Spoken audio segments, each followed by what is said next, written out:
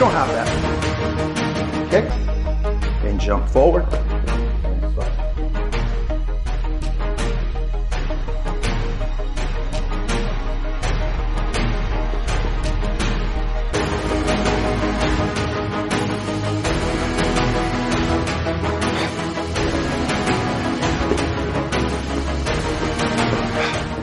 The thumb is going to be your point of reference right now. Your fingers, your four fingers, are going to be blocking or covering the handle of the thigh.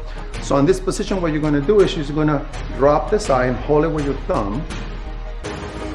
2, you're going to handle, put it back, and come back to your stick. Here, hit 1.